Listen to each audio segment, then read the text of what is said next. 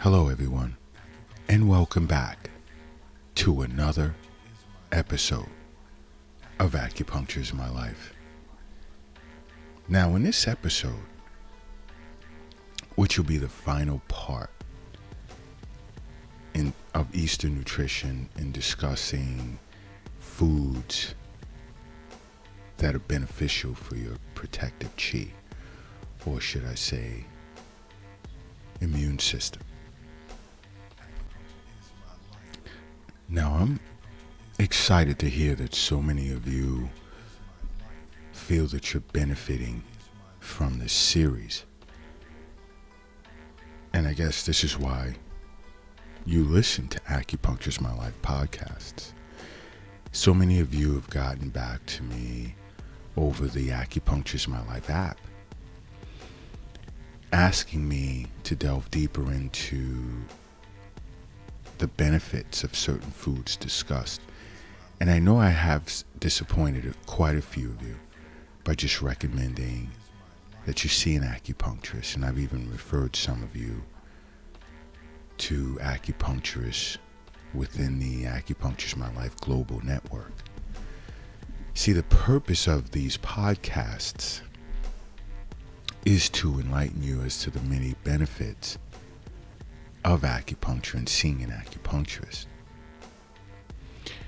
But in this case, I'm going to make this the final episode because there's so many other health topics I want to dive into, and there's so many of you who've requested I discuss how an individual can benefit from acupuncture with regard to certain diseases or disorders. So I want to get into that and just make this the last episode in discussing certain foods that you should eat that are beneficial for nourishing your protective chi.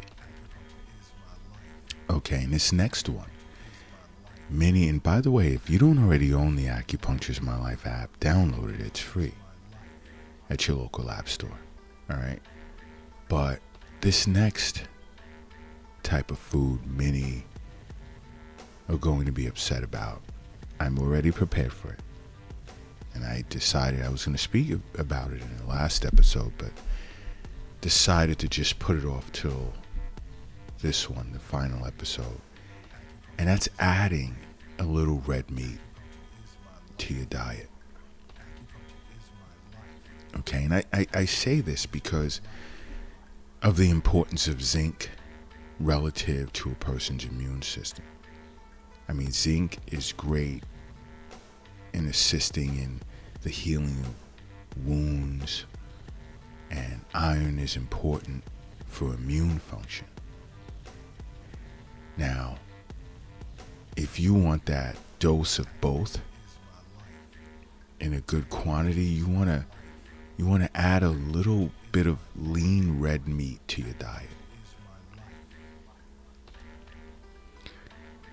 And that will consist of, let's say, no more than, I'd say, about 550 to 600 grams of cooked red meat per week. Now, if you're adamant on not eating meat, there's a combination of nuts that you can eat that are good for you, but I recommend red meat, and I do recommend red meat to a lot of my patients. Let's take, for instance, beef. Quality grass-fed beef, okay, is great for the spleen and stomach, and it nourishes chi and blood. See, an acupuncturist understands this. Just the same as, what else can I say? Duck. Duck is great for the lungs, the spleen, and the kidneys, and it serves as a strong tonic for kidney yin and yang, as well as it induces urination. And another form of meat is lamb. Lamb is great for the spleen and kidneys. Why? Because lamb benefits digestion, it enriches chi and blood, it dispels cold, it aids in lactation. That's a little hint for you women out there that are overly concerned with this formula shortage that's going on in the United States. Lamb also it treats various types of weaknesses, and it also can promote a good appetite. All right, but that's just, some of the types of meats an acupuncturist may recommend for someone, let's say, that's suffering from kidney yin and yang deficiency or qi and blood deficiency. Okay, a little red meat to the diet wouldn't hurt. It'll actually help. Now, another great food source to nourish your protective qi would be tuna. Why? Because tuna is rich in protein and selenium. And many individuals have a short supply of selenium in their diet as it is. So, a deficiency of this particular type of trace mineral is the reason why many individuals, let's say, would experience an external pathogenic factor each winter season or cold season such as the flu. So you want to add some selenium to your diet, okay? You definitely would want to do that. You see, this type of information you get from an acupuncturist based on any particular type of excess or deficiency pattern you may be faced with.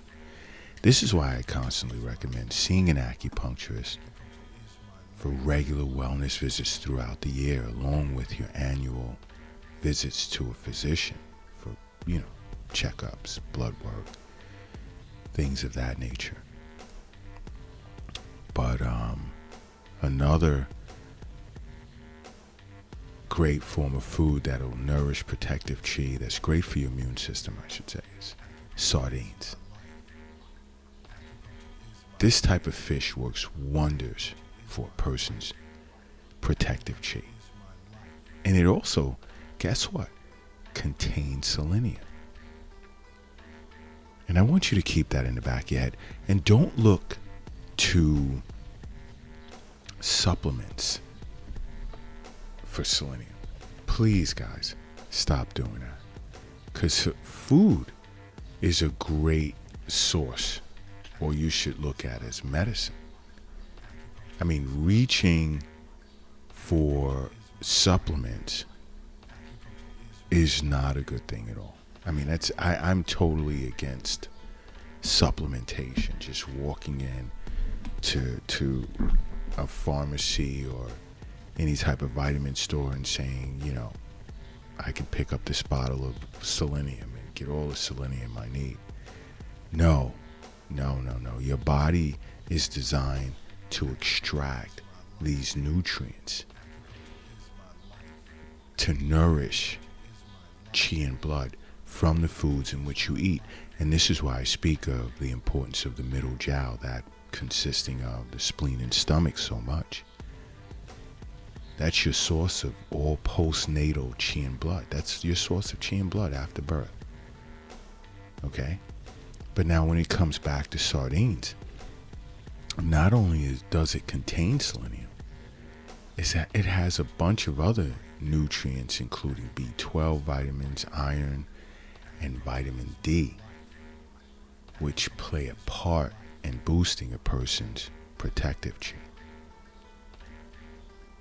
Okay? Man, and what else do I speak of a lot? Come on, guys, let's see. Boom. I like that. Room temperature water. You want to stay hydrated.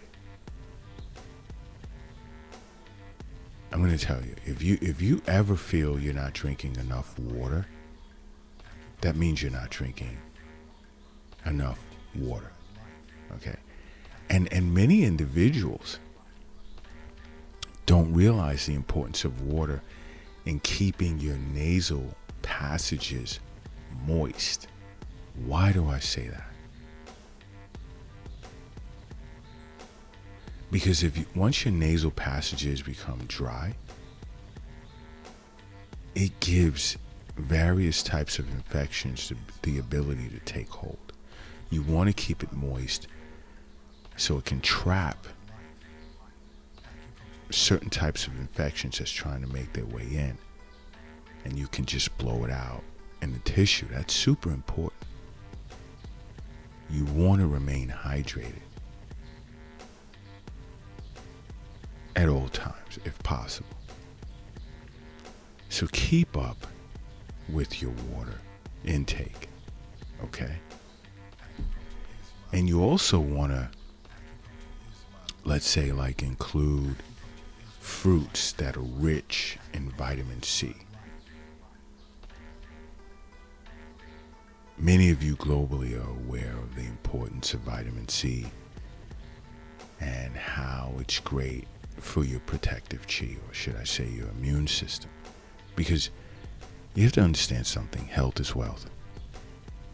The wealth, it's not under the doghouse in the backyard, and it's not under your mattress, nor is it in a shoebox in the closet. And guess where else the wealth is not at? It's not in an app on your phone or a cryptocurrency account. It's not in a bank. It's not in a safe. It's not in your pocket, nor is the wealth in your wallet or your purse. The wealth is in you. Another thing I tend to tell my patients, or recommend to my patients, and I say this, I've said this plenty of times in past Acupuncture's My Life podcasts, with regard to having a strong protective chi, is to get enough sleep, both in terms of quality as well as quantity. You want to keep your immune system strong? Get to bed before 10 p.m., that being the latest, so that hopefully you won't wake up before 5, 6 a.m.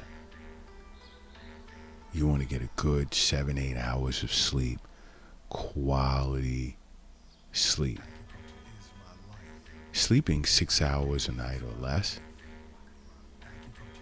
you're more likely to catch colds, the flu, and even more than a person who slept 7 to 8 hours, but let's say on average 7 hours per night, which is super important.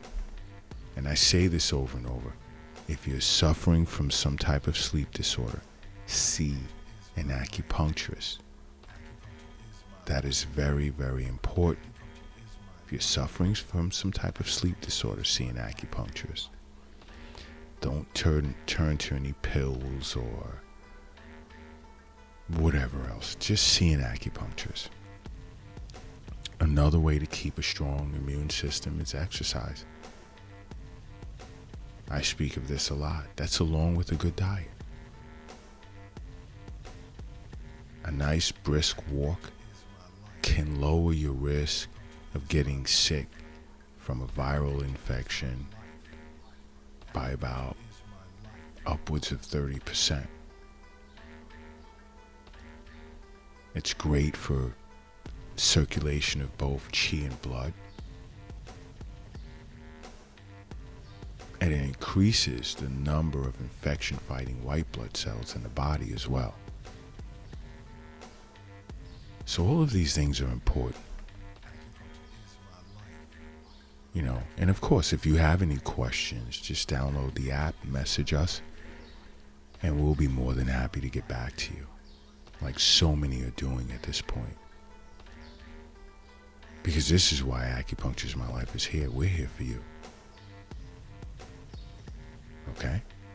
And just simply make acupuncture a part of your life. And as many do, they don't regret it. They don't. But make acupuncture a part of your life, okay? Because acupuncture is my life. What's yours?